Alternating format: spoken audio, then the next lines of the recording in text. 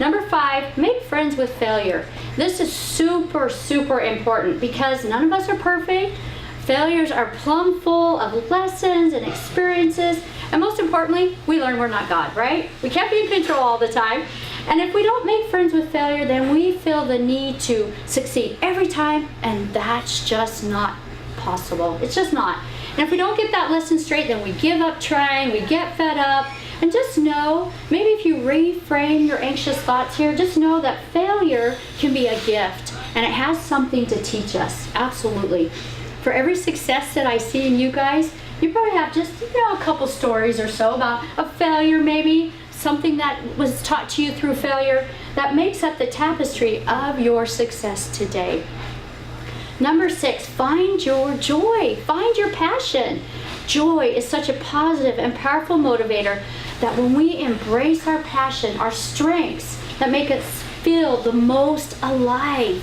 Are you working in an area that makes you feel most alive? I really hope and pray you are.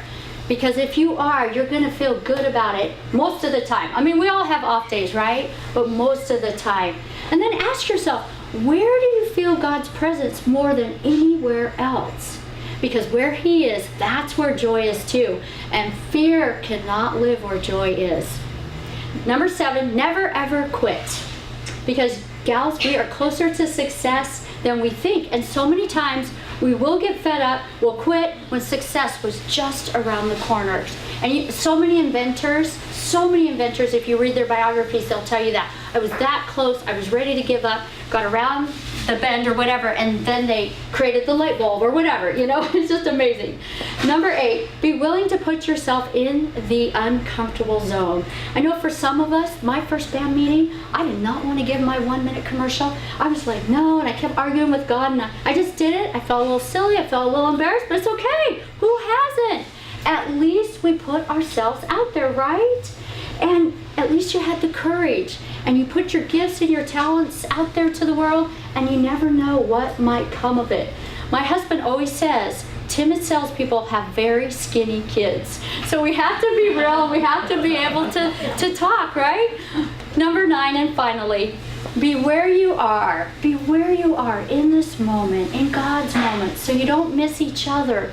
You don't miss God. You don't miss Jesus. You don't miss your family and friends. These are precious, sacred times. Every moment of the day, looking for Jesus. Lately, he's been telling me, I am the thrill of the find. I am the thrill of the find. You may not want to do something today, but look for me throughout, and you will find me. I am the thrill of the find. So maybe that will help. Sometimes we can get so focused, gals, on the end destination that we miss God's divine jewels. We miss His lessons in the journey. We're not going to be done till we go home to be in heaven. It's going to be a glorious day. But we have to realize that our ultimate stopping place is not the place. Our ultimate is getting to Jesus. Getting to Jesus. And when we place more focus on Jesus instead of that one thing, failure isn't as threatening, fear isn't looming around the corner, and we'll tend to slow our minds down. And we start to realize that where we are today, in this moment, is exactly where we need to be. So answering God's call on your life begins with a commitment to a dream. A commitment to a dream. I don't know if you guys ever saw this movie. It's called The Mighty Max. It's just a great little movie. And this gal is a basketball coach. First college basketball coach to ever bring her team to win the national college basketball, whatever, big game. And she's from Pennsylvania's Immaculata Catholic College.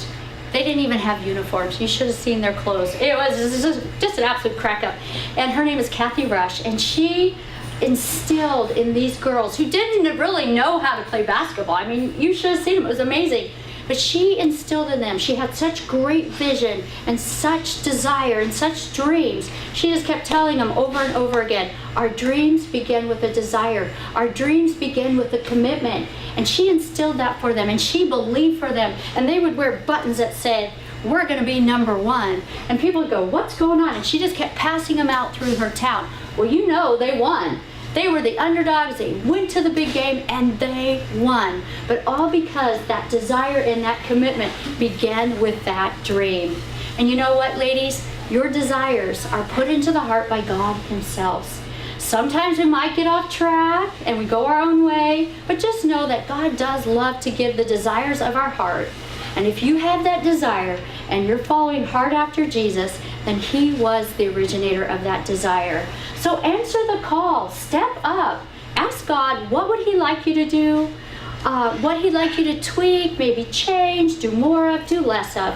He does want you to be successful. He wants to help you, but He does desire for us to ask and pray and trust. And then He does expect us to implement what He's been teaching us. Then you're going to produce a bounty of luscious fruit for those you serve in your world and in the marketplace. But people will start to wonder as well why you're so different, in a good way, like I said. But it's all because of Jesus' love and light shining through you. And then they're going to start to desire this luscious fruit. Remember, your life is to be lived in Him according to His love. And I've found now, as you start to answer the call in your life, do be open to change, because God works in fun and surprising ways. He meets our needs in ways that we haven't even thought about. He is a creative genius, and He knows how to get things done. In fact, He's working right now behind the scenes on your behalf. So pray, ask, trust wholeheartedly, and wait courageously. Thank you for having me, and God bless you guys. Thank you.